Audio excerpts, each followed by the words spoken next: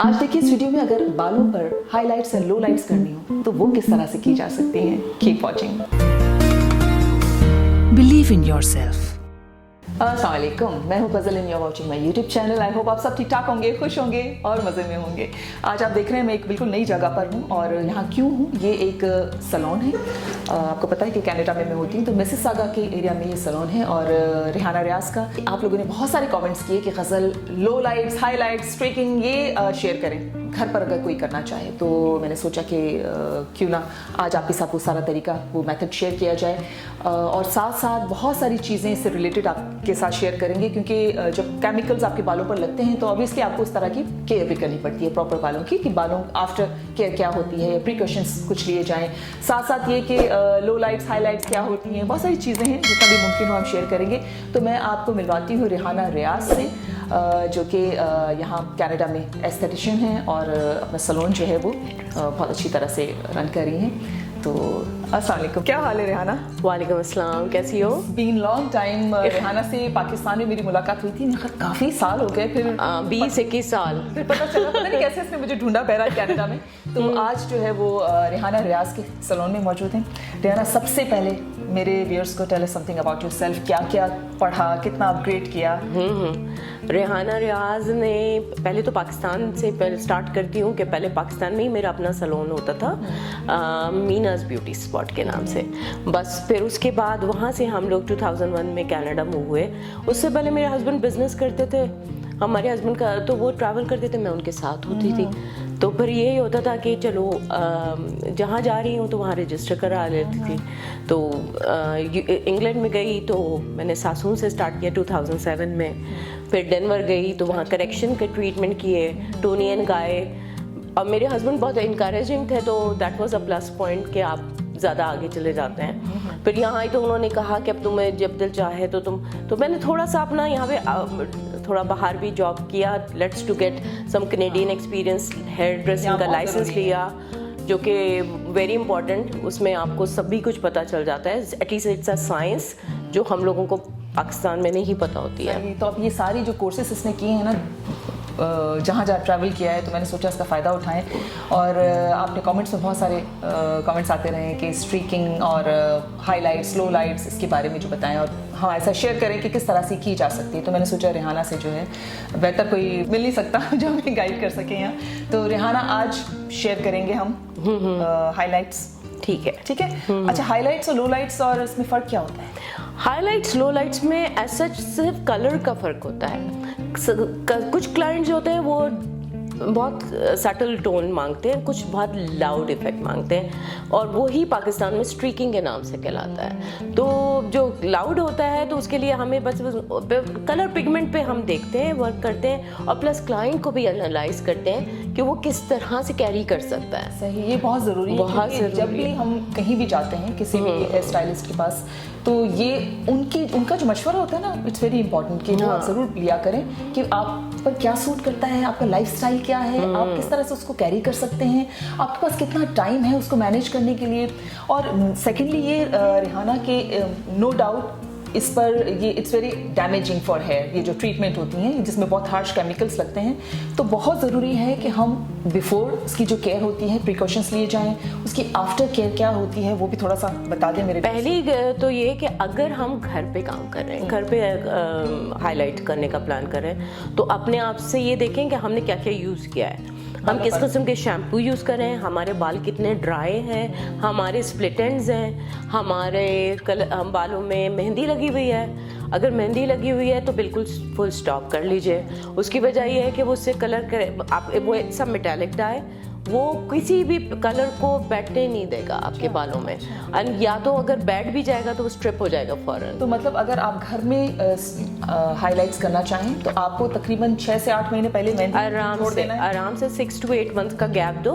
उसमें आप regular dye use करो just to get rid of your greys, and उसके बाद आप हाईलाइट के बारे में सोचें। ओके, अच्छा, अब ये है कि जो आफ्टर केयर होती है उसमें सैलून्स में तो बहुत सारी ट्रीटमेंट्स होती हैं, तो करते हैं प्रोटीन ट्रीटमेंट्स और कैरेटिन, पता नहीं बहुत सारी हैं। घर पर जब आप करें तो प्लीज़ मेरी बहुत सारी वीडियोस इस पर मौजूद हैं, डीप कंडीशनिंग पर, प्रोटीन ट्रीटमेंट्स मैंने आपके साथ शेयर की हैं, घर पर आप कैसे कर सकते हैं, और जो ऑयलिंग का तरीका होता है, सारी चीज़ें वो मेरी वीडियोस नज़र आ रही हैं आपको। तो आप प्लीज़ वो अपना ख्याल ज़रूर रखिएगा, क्योंकि ये सारी चीज़ें वो मेरा ख्याल है कि करे जो अपने बालों का फिर प्रॉपर केयर, वरना बाल बिल्कुल डेड हो जाते हैं। और साथ ही आप हाईलाइटेड बालों पर अगर स्टाइलिंग टूल्स कम यूज़ करें, फ्लैट आयरन कम यूज़ करें, तो आपके बाल ज़्यादा डैमेज नहीं होंगे। और दूसरा ये कि शैम्पू कंडीशनर बहुत इंपॉर्टेंट फैक्टर होता है, क्योंकि एवरी 2 डेज आप यूज़ करते हैं, वो आप उस पर इन्वेस्टमेंट बहुत इंपॉर्टेंट है। लाइक फॉर इंस्टेंस कैसा शैम्पू? सल्फेट फ्री होना चाहिए शैम्पू। जब हम आप कोई भी केमिकल ट्रीट करते हैं तो हमें शैम्पू का ख्याल करना है कि वो सल्फेट फ्री मेक श्योर हो। तो और स्पेशली डिहाइड्रेटेड हो जाते हैं बाल जब हम कोई कलर स्ट्रिप करते हैं, तो let's go for hydration, conditioner भी और शैम्पू भी। ठीक है, और साथ साथ पानी भी पिए ज़्यादा, ताकि बॉडी भी यस फॉर श्योर, वो तो हर जगह। तो फिर लेट्स गेट स्टार्टेड। या ठीक है, चलें। अब इस तरह की जो ट्रीटमेंट्स होती हैं वो आइडियली अपने हेयर स्टाइलिस्ट के पास सैलून्स में जाकर ही करवानी चाहिए, क्योंकि वो आपको प्रॉपर तरीके से गाइड कर सकती हैं कि आपका बेस कलर क्या है, उस पर कौन सा कलर अच्छा लगेगा, आपकी रिक्वायरमेंट के हिसाब से आपको वो शेड्स जो हैं वो सजेस्ट कर सकती हैं, आपके बालों में कितनी स्ट्रेंथ है, वो कितने केमिकल्स बर्दाश्त कर सकते हैं, क्योंकि ज़रूरी नहीं कि सारे बाल जो हैं वो इस तरह के हार्श केमिकल्स को बर्दाश्त कर सकें। तो प्लीज़ मेक श्योर अगर आप घर पर किसी के हाइलाइट्स कर रहे हैं तो आप बहुत एहतियात के साथ कीजिएगा, लेकिन आज हम आपको वो सारा मेथड शो कर रहे हैं जो नॉर्मली सैलून्स में किया जाता है। और अगर आपके बाल बहुत कमज़ोर हैं, हेयर फॉल का मसला चल रहा है आपके साथ, या कोई आपके स्कैल्प का प्रॉब्लम है, तो प्लीज़ फिर ये हाइलाइट्स या लो लाइट्स आपके लिए बिल्कुल नहीं है। रिहाना की ये जो क्लाइंट थी उनका थोड़ी सी वो कॉन्शियस थी कि उनका फेस ना दिखाया जाए, तो हमने अवॉइड किया है उनका फेस दिखाना, लेकिन इनके बाल आपको नज़र आ रहे हैं कि इनके बालों का कलर डार्कर है और इनके ग्रे बाल भी हैं, और साथ ही जो है इनकी सेक्शनिंग हो रही है। सबसे पहले आप देख रहे हैं कि बैक साइड पर 2 सेक्शंस बनाए गए हैं, और कान से जो आगे की तरफ फ्रंट के जो बाल हैं उनके एक सेक्शन, और ऊपर के जो क्राउन एरिया है उनको एक सेक्शन में डिवाइड किया गया है। अब हाइलाइट्स करने के लिए आपके पास मिक्सिंग बॉल और ब्रश होना चाहिए, कुछ एल्यूमिनियम फॉइल्स की ज़रूरत पड़ेगी, और आपको एक टेल कोम की भी ज़रूरत पड़ेगी। तो ये ब्लीच है। अच्छा, ये ब्लीच इजीली अवेलेबल है रिहाना? ये प्रोफेशनल्स के पास तो होता है, और ब्यूटी सप्लाई से ले सकते हैं आराम से। और ये भी डिफरेंट काइंड्स का होता है, ये बस ब्लीच ही होता है? नहीं, इसके भी लिफ्ट्स होते हैं। 7 लेयर्स। अब ये मुझे चाहिए कि कितने लिफ्ट मैंने करने, तो उसके हिसाब से उतनी ही स्ट्रॉन्गर और इंटेंसिटी होती है इनकी ब्यूटी ब्लीच की। और इस ब्लीच या हेयर लाइटनर को मिक्स करने के लिए 30 वॉल्यूम डेवलपर की ज़रूरत पड़ेगी। अच्छा, पहले कलर लिफ्ट होगा, यानी ये ब्लीच हो गया। उसके बाद जो है उसको जो भी कलर हम देना चाहें तो वो दे सकते हैं। यस। अब इस हेयर लाइटनर या ब्लीच को 30 वॉल्यूम डेवलपर के साथ रिहाना मिक्स कर रही हैं, इक्वल क्वांटिटी लिए हैं दोनों की, लेकिन मैं आपको सजेस्ट करूंगी कि प्लीज़ आप कहीं भी अपने हाइलाइट्स या लो लाइट्स के लिए जाएं तो ऐसे ट्रस्ट वर्दी स्टाइलिस्ट के पास जाएं जो 30 वॉल्यूम से ज़्यादा आपके बालों पर यूज़ ना करें डेवलपर, क्योंकि वो बहुत ज़्यादा डैमेजिंग होता है बालों के लिए। और कोशिश करें कि बहुत ज़्यादा लाइटर कलर की तरफ ना जाएँ, ताकि आपको ज़्यादा स्ट्रॉन्ग डेवलपर यूज़ ना करना पड़े। और ये साथ ही साथ क्योंकि रूट टचअप भी करना है तो उसकी भी तैयारी हो रही है। और अगर आपकी ग्रे हेयर नहीं है तो फिर आप इस स्टेप को स्किप कर लीजिएगा। मैं पार्शियल कर रही हूँ इनकी हाईलाइट, क्योंकि ये फर्स्ट टाइम करा रही हैं, तो बहुत ज़्यादा नहीं दिखाना चाहते हैं, तो हम पार्शियल करेंगे। और वो भी और अब है the most important step, weaving होती है बालों की, जिसे लो लाइट्स या हाईलाइट्स में आप देखेंगे कि इसमें जो शेड्स लाइटर और डार्कर नज़र आएंगे।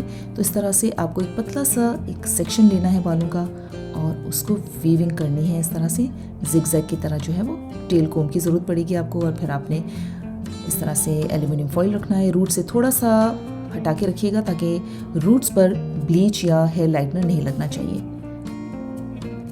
अब सारे बालों को इस तरह से आपको कवर कर लेना है हेयर लाइटनर या ब्लीच में, और एल्यूमिनियम फॉइल की मदद से उसको रैप कर लेना है ताकि ये प्रोसेस हो सके।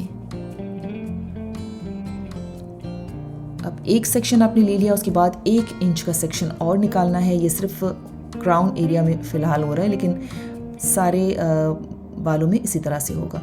एक सेक्शन आपने निकाला 1 इंच का, और उसमें से फिर और थिन सेक्शन लेकर और उसको आपने इस तरह से जिगजैग की तरह वीविंग करनी है और बालों को हेयर लाइटनर और ब्लीच लगाना है ताकि ये सारे बाल लाइटर कलर के हो जाएंगे और यही आपको इफ़ेक्ट देगा। जो आपके बालों में हाइलाइट्स जो नज़र आते हैं ये एक्चुअली यही होता है इफ़ेक्ट। मेरा आपके साथ ये वीडियो शेयर करने का मकसद यही था क्योंकि बहुत कॉमनली ये चीज़ें कराई जाती हैं, striking, highlights and low lights, तो उस तरह से की जाएं ताकि ये लेस डैमेजिंग हो और आपको थोड़ी सी नो हाउ हो कि आपके बालों पर क्या लग रहा है, ताकि आप नेक्स्ट टाइम जब आप कराने जाएं तो आप वो सारे प्रिकॉशंस ले सकें। जैसे ये मॉडल, इनको हल्का सा एक इफ़ेक्ट चाहिए था इस तरह का कि इनके बाल ज़्यादा डैमेज भी ना हो और उनके बालों में थोड़ी सा एक स्टाइल भी आ जाए जो कलर नॉर्मली लोग चाहते हैं। तो अराउंड 12 फॉइल्स इनके बालों में लगाई जा रही हैं। तो इस तरह से आपको 1-1 इंच का सेक्शन लेना है और उसमें फिर अगेन एक फाइन थिन आपको सेक्शन निकालना है बालों का और उसमें फिर आपको इस तरह से वीविंग करनी है बालों की और उसको फिर लाइटनर लगाना है। बस अब इसी टेक्निक को फॉलो करते हुए आप अपने बालों में इस तरह से फॉइल्स लगा सकते हैं, लेकिन आप जितनी कम फॉइल्स यूज़ करेंगे उतने ही आपके बालों को कम डैमेज होगा। मैं भी वंस इन अ वाइल कभी बालों में थोड़ा सा डिफरेंट कलर देने के लिए मैं लो लाइट्स करवा लेती हूँ, लेकिन उसमें फिर ये होता है कि मैं अपने बालों की बहुत एक्स्ट्रा केयर करती हूँ। वंस अ वीक मैं ऑयल ज़रूर लगाती हूँ बालों को, वंस अ मंथ में protein treatment, once a month deep conditioning, और साथ ही मैं जब भी शैम्पू करती हूँ तो उसके बाद कंडीशनर ज़रूर लगाती हूँ। उससे आपके बाल ड्राई नहीं होंगे और अगर आप ये सारी केयर करते रहेंगे अपने बालों की तो आपके बालों की क्वालिटी भी ख़राब नहीं होगी।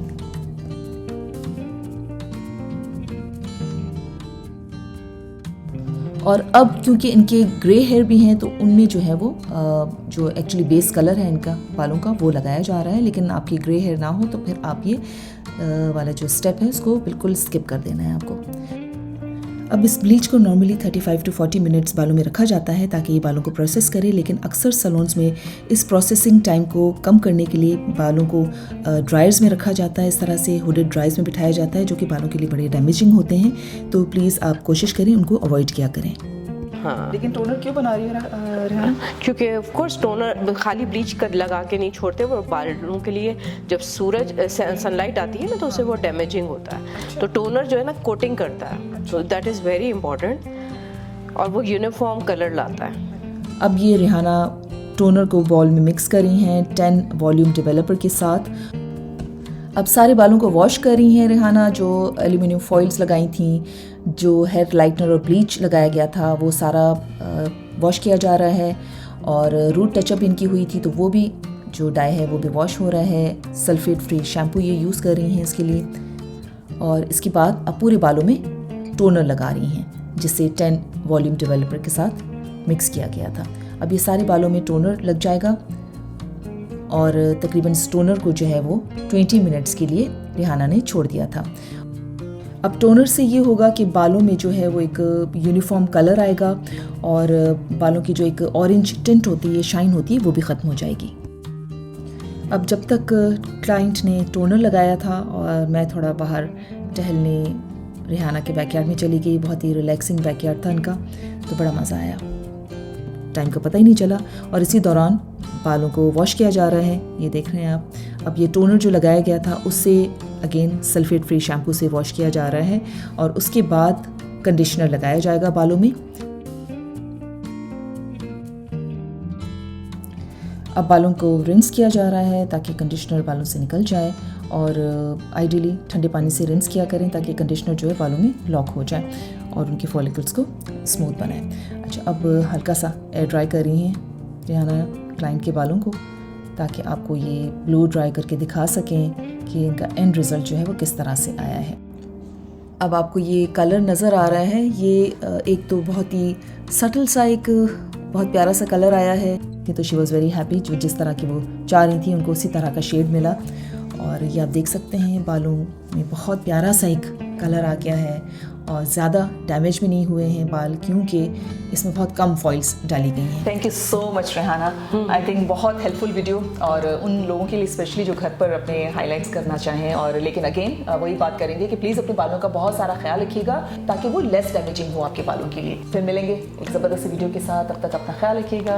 अल्लाह हाफिज़। अगर आपने मेरे चैनल को अब तक सब्सक्राइब नहीं किया है तो जो राउंड सर्कल में आपको मेरा फेस नज़र आ रहा है इसे क्लिक कीजिए और नोटिफिकेशन की बेल को ज़रूर क्लिक कीजिएगा ताकि आप मेरी फ्यूचर की कोई भी वीडियो मिस ना करें।